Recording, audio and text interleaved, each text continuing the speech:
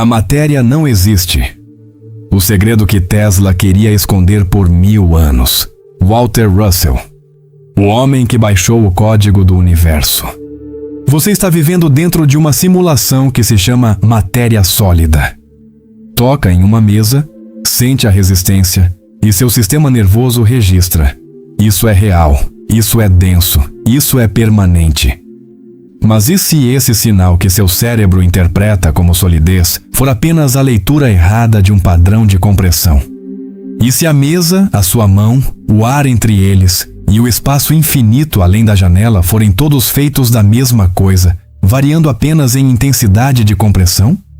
O que acontece com tudo o que você acredita ser real quando descobre que a matéria não é uma coisa, mas um processo?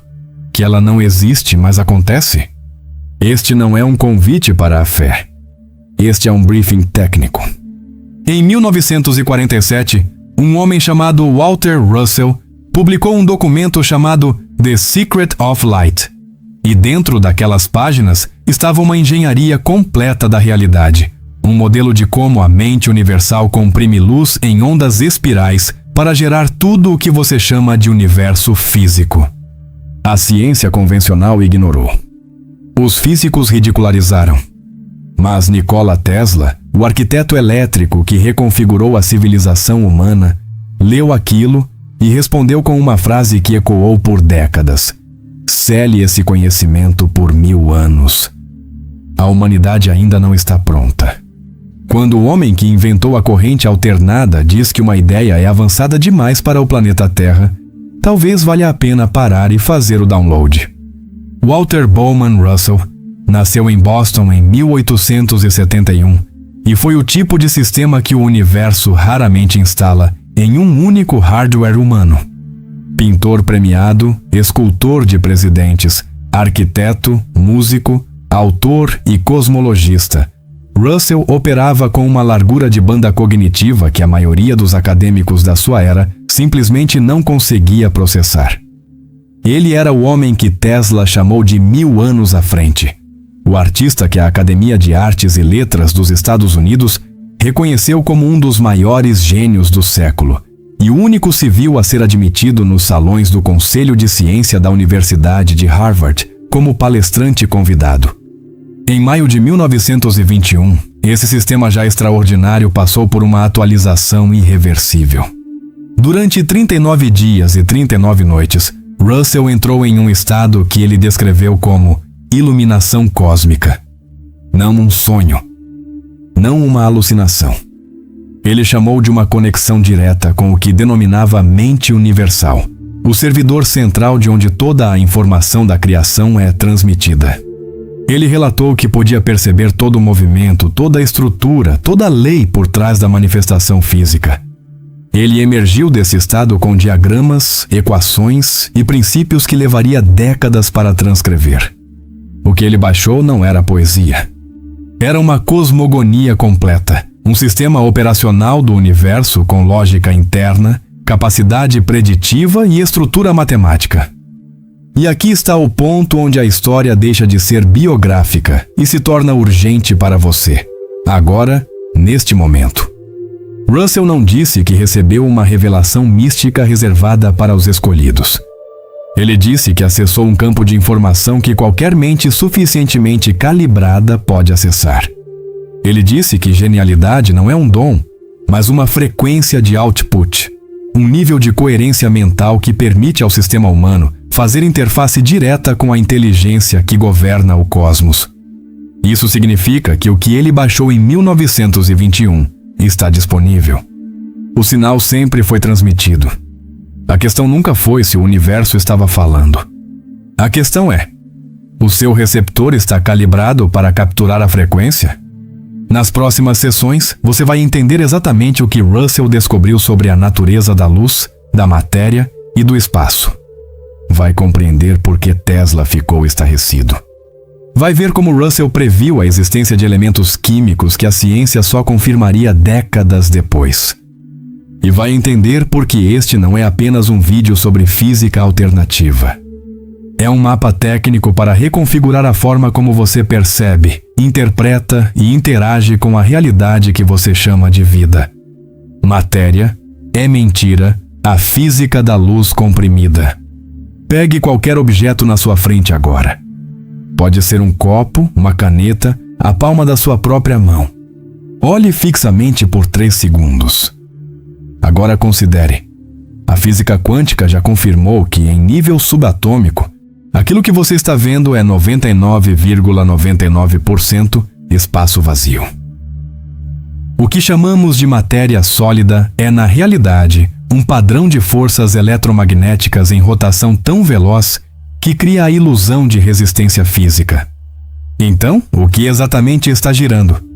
O que está criando esse campo de força? O que é o algo que ocupa esse 0,001% restante? A física convencional chama de partículas e para por aí. Walter Russell foi mais fundo, e o que ele encontrou no fundo reescreveu a arquitetura inteira do cosmos.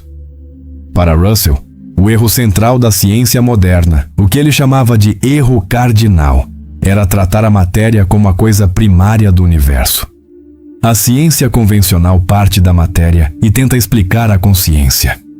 Russell inverteu o circuito completamente. Para ele, a mente, a consciência, a inteligência universal é o estado primário, e a matéria é apenas o resultado de quando essa mente gera movimento. Sem movimento, não há matéria. Sem mente, não há movimento. A matéria não é o que existe. A matéria é o que acontece quando a luz pensa em espiral. O modelo russeliano funciona assim. Existe uma luz una, imóvel, sem frequência, sem dimensão. Russell a chamava de luz magnética de Deus, o campo de potência zero, o servidor offline de onde tudo emana. Esse campo, por si só, não se manifesta. Ele não vibra, não pulsa, não gira. Ele simplesmente é. Mas quando esse campo gera a intenção de se expressar, ele cria 2 movimentos complementares simultâneos: compressão e expansão, gravitação e radiação, o que Russell chamou de o fôlego do universo. É esse ritmo binário, esse pulso cósmico de contração e expansão, que gera tudo o que existe. Cada estrela, cada átomo, cada corpo humano é um nó nessa rede pulsante de compressão e descompressão da luz. Aqui está onde o modelo se torna tecnicamente elegante. Russell descreveu a matéria não como uma coisa, mas como um grau de compressão. Imagine um espectro contínuo. Em uma extremidade, você tem o vácuo do espaço, luz totalmente expandida, potência máxima sem forma. Na outra extremidade, você tem os elementos mais densos da tabela periódica, luz maximamente comprimida em padrões espirais estáveis. Entre esses 2 polos, existe toda a realidade física que você conhece. A diferença entre o hidrogênio e o plutônio não é de substância, é de frequência de compressão. É de quantas voltas a espiral de luz deu sobre si mesma antes de congelar, em um padrão que chamamos de átomo. E as implicações disso são devastadoras para a física materialista. Se a matéria é apenas luz comprimida em graus variáveis, então não existe uma fronteira real entre energia e matéria. Elas são o mesmo fenômeno em estados diferentes de processamento. O que chamamos de vácuo do espaço não é ausência de coisa. É o estado de máxima expansão da luz, o estado de máxima potência sem forma ainda manifestada. Russell chamava isso de plenum, o espaço como plenitude, não como vazio. Você não está olhando para o espaço vazio entre as estrelas. Está olhando para o campo de potência não comprimido de onde novas estrelas serão renderizadas. E então Russell fez algo que nenhum poeta faria, mas que qualquer engenheiro reconhece como uma prova de sistema. Em 1926, ele redesenhou a tabela periódica dos elementos. Não em linhas horizontais, mas em forma de espiral cônica dupla, refletindo exatamente a geometria de compressão que ele descrevia. E dentro dessa nova organização espiral, os padrões matemáticos revelavam lacunas, posições no espiral, onde deveriam existir elementos ainda não descobertos. Russell nomeou essas posições e descreveu suas propriedades, deutério, trítio, netúnio e plutônio, foram confirmados pela ciência convencional anos e décadas depois, exatamente nos parâmetros que Russell havia calculado a partir de sua geometria de luz comprimida. Isso não é intuição mística. Isso é capacidade preditiva de um modelo funcional. O circuito Tesla-Russell, quando dois sistemas se reconhecem. Existem momentos na história em que dois sistemas de alta voltagem se encontram e o resultado não é uma colisão. É uma ressonância. É o momento em que dois osciladores operando em frequências compatíveis se reconhecem, sincronizam e amplificam um ao outro. Pense em dois diapasões no mesmo ambiente. Toque um e o outro começa a vibrar sem ser tocado. Esse é o fenômeno físico mais simples para descrever o que aconteceu quando Nikola Tesla entrou em contato com as ideias de Walter Russell. Dois dos sistemas cognitivos mais avançados do século XX sintonizaram na mesma frequência, e o que emergiu desse contato foi silenciado por décadas. Por quê? Porque algumas verdades são inconvenientes demais para os circuitos de poder estabelecidos. Tesla era um homem que pensava em campos, não em partículas. Enquanto a física convencional do seu tempo construía modelos baseados em objetos discretos se chocando no vácuo, Tesla enxergava o universo como um sistema contínuo de forças ondulantes interpenetradas. Ele acreditava no éter, não como um resíduo de física ultrapassada, mas como o substrato ativo de onde a eletricidade, a luz e a gravidade emergiam como manifestações superficiais. Para Tesla, o espaço não era vazio. Era um meio de transmissão de potência infinita. E toda a sua carreira técnica foi uma tentativa de aprender a tocar esse meio, de fazer interface com o campo que sustenta a realidade física. Quando ele leu Russell, reconheceu alguém que tinha mapeado exatamente aquele campo que ele passara a vida tentando engenheirar. A frase que Tesla supostamente disse a Russell, "Sele esse conhecimento por 1000 anos, a humanidade ainda não está pronta", carrega uma carga técnica além do dramático. Tesla não era um homem de hipérboles. Ele era um engenheiro de precisão. Quando dizia que a humanidade não estava pronta, ele provavelmente avaliava não a capacidade intelectual das pessoas, mas a infraestrutura conceitual disponível. Um sistema operacional avançado instalado em hardware incompatível não funciona. Não falha graciosamente. Simplesmente não roda.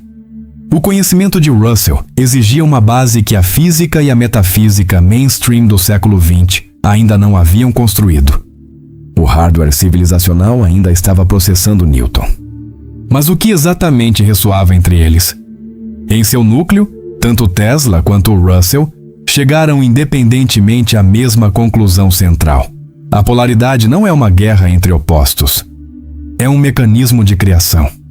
Tesla descobriu isso na engenharia elétrica.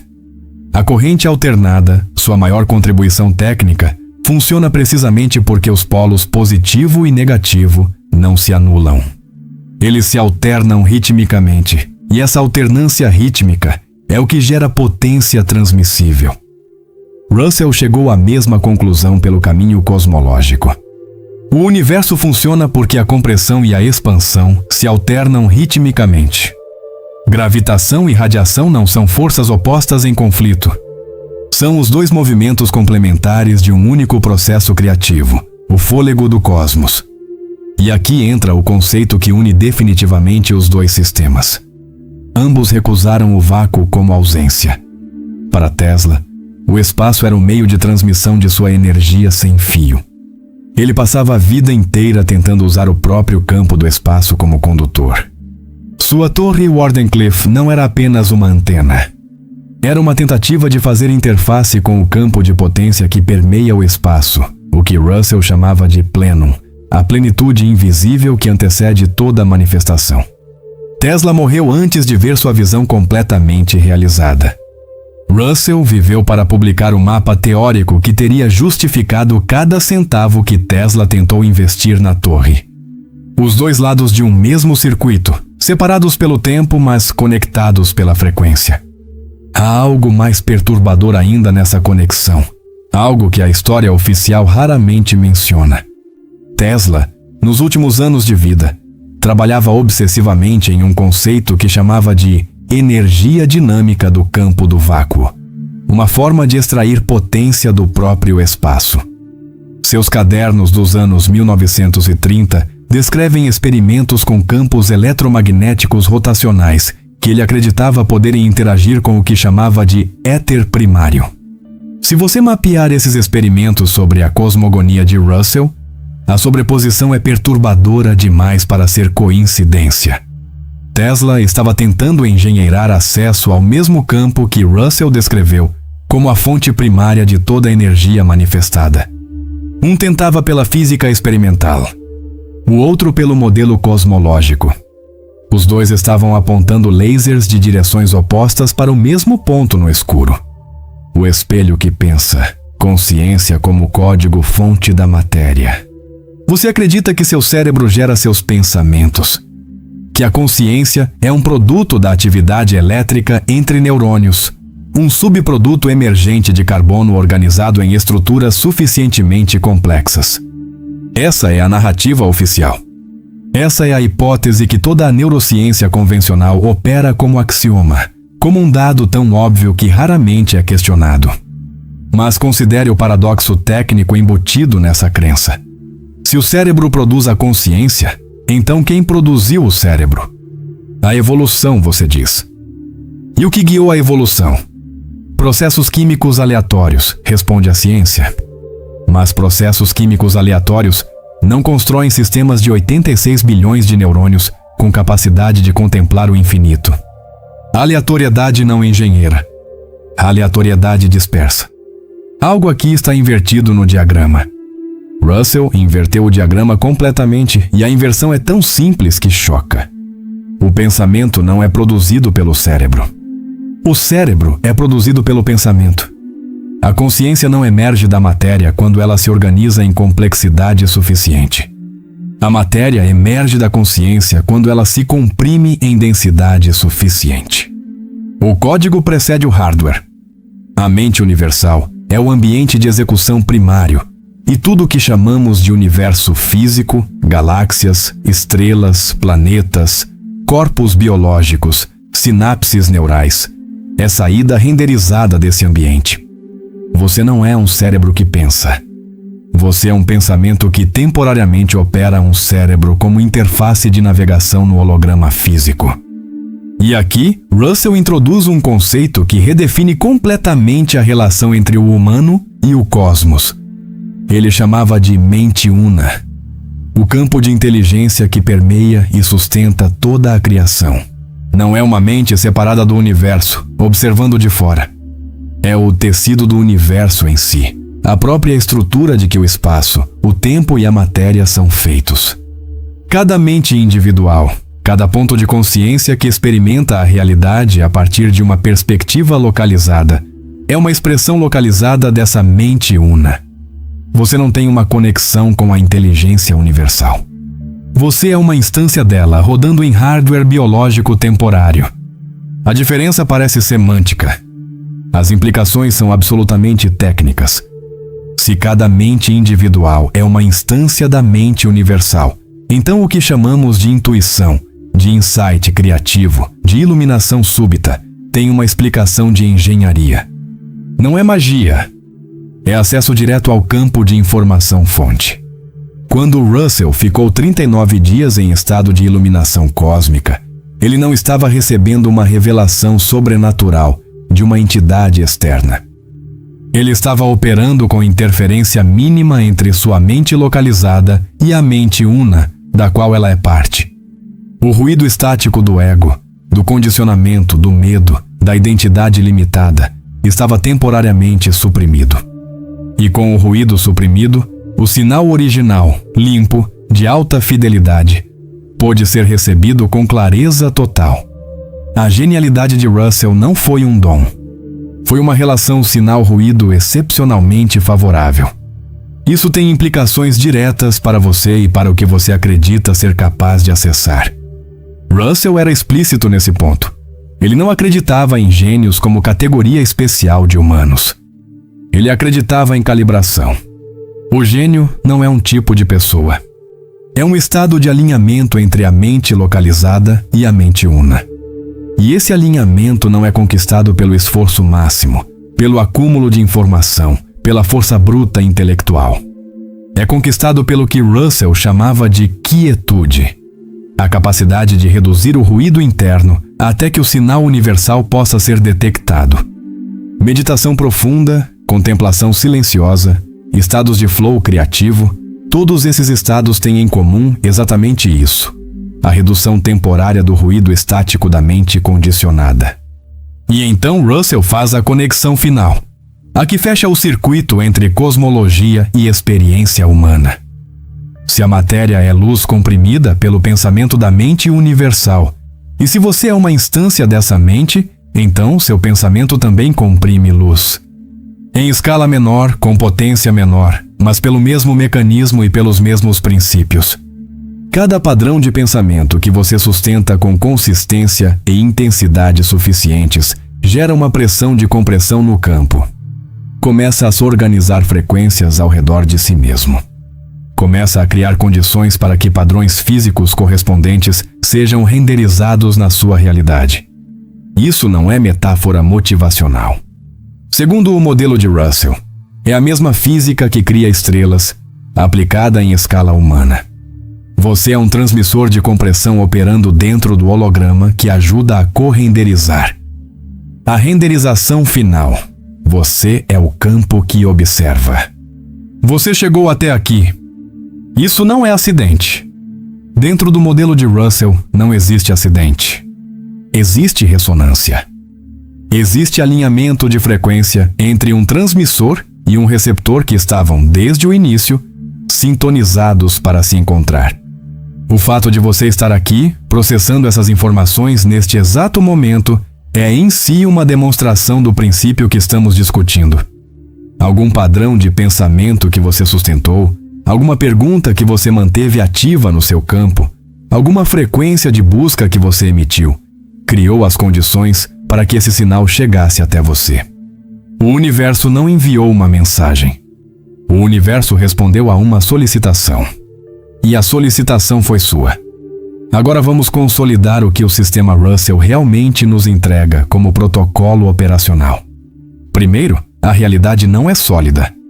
É um campo de frequências em diferentes estados de compressão, e você está imerso nesse campo não como observador externo, mas como participante ativo de sua renderização. Segundo, sua mente não é um produto da matéria.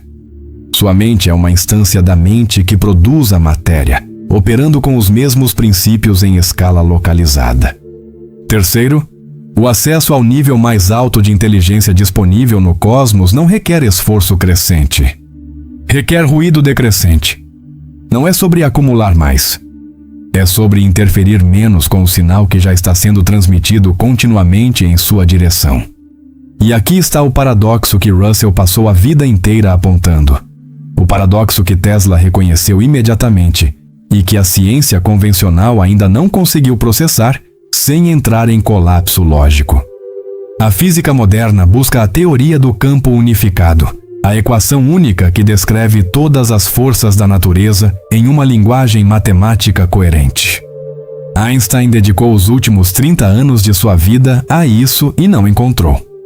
Décadas de física de partículas, bilhões de dólares em aceleradores, gerações de físicos brilhantes, todos procurando no lugar errado. Russell tinha uma resposta em 1947. A teoria do campo unificado não pode ser encontrada no nível das partículas, porque partículas não são o nível primário da realidade. O campo unificado é a mente. E você não pode encontrar a mente dissecando seus produtos. Você só pode encontrá-la sendo ela. Pense no que isso significa em termos práticos para a sua experiência diária. Você acorda toda manhã dentro de um holograma de luz comprimida, operando um sistema biológico que é uma instância da inteligência que criou as galáxias.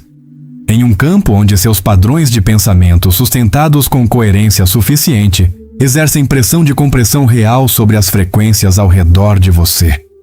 A pergunta não é se você está co-criando sua realidade. Se Segundo o modelo de Russell, essa não é uma opção que você pode recusar. Você está sempre transmitindo.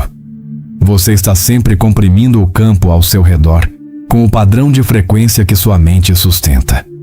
A única variável é se você está fazendo isso conscientemente, com intenção calibrada, ou inconscientemente, com ruído estático herdado de condicionamentos que nunca foram seus. Walter Russell viveu até os 92 anos. Continuou pintando, esculpindo, escrevendo e ensinando até os últimos dias. Ele e sua esposa, Lau Russell, fundaram a Universidade de Ciência e Filosofia em Swannanoa, na Virgínia, onde ensinavam o que chamavam de a nova era de consciência, não como espiritualidade alternativa, mas como a próxima etapa lógica do desenvolvimento científico humano. Ele não estava pregando uma religião. Estava propondo uma atualização de sistema. Estava dizendo que a humanidade havia construído uma civilização tecnológica extraordinária em cima de premissas filosóficas fundamentalmente incompletas e que o próximo salto, o salto que evitaria o colapso civilizacional, não seria tecnológico. Seria epistemológico. Seria uma mudança na compreensão do que a realidade é, de onde vem e do que você é dentro dela. E Tesla, aquele que disse que as ideias de Russell eram avançadas demais para a humanidade, morreu em 1943, 4 anos antes de Russell publicar The Secret of Light.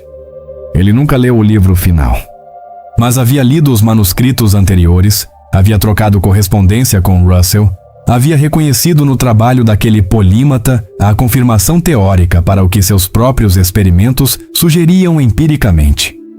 2 sistemas que raramente encontram pares compatíveis em qualquer época, encontraram-se, reconheceram-se e nos deixaram um mapa. O mapa esteve disponível desde 1947. A questão que fica suspensa no campo, vibrando, esperando por um receptor calibrado o suficiente para captá-la, é simples e devastadora. Você vai continuar tratando esse mapa como curiosidade histórica, ou vai usá-lo como ferramenta de navegação? O comando é seu. Você agora tem as chaves do sistema. Não como metáfora, como mapa técnico verificável. Walter Russell passou 39 dias conectado ao servidor central da realidade e voltou com uma cosmogonia que previu elementos químicos, reconfigurou a tabela periódica, ressoou com a mente de Tesla e sobreviveu a 1 século de tentativas de descarte pela física convencional. O modelo está de pé. A estrutura é coerente. E o que ele aponta, em cada página, em cada diagrama, em cada equação, é sempre de volta para você, para a qualidade do sinal que você sustenta, para a coerência do padrão que você transmite, para o nível de ruído estático que você ainda tolera entre sua mente localizada e a mente una da qual você é inseparável. A matéria é luz comprimida pelo pensamento. Você é pensamento com capacidade de compressão.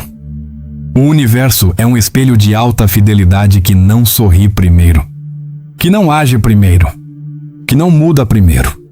Ele responde, sempre, com precisão absoluta. A frequência que você sustenta com coerência suficiente para que o sistema a registre como sinal e não como ruído. A pergunta não é se o universo está te ouvindo. A pergunta é o que exatamente você está dizendo. Se este laboratório fez sentido para você, se algum circuito aqui dentro acendeu, se alguma frequência ressoou, então você já sabe o que fazer. Inscreva-se no canal Mente Autêntica. Não porque precisamos do número, mas porque inscrever-se é um ato de intenção. É você dizendo ao seu próprio sistema, quero continuar recebendo esse sinal. Quero manter esse canal de transmissão aberto. Ative o sino. Deixe o like. Entre no laboratório de forma permanente. Cada novo vídeo é uma nova sessão de calibração. Uma nova ferramenta no painel de controle da sua consciência. O comando é seu. Até a próxima frequência. O campo já sabe que você virá. Gratidão.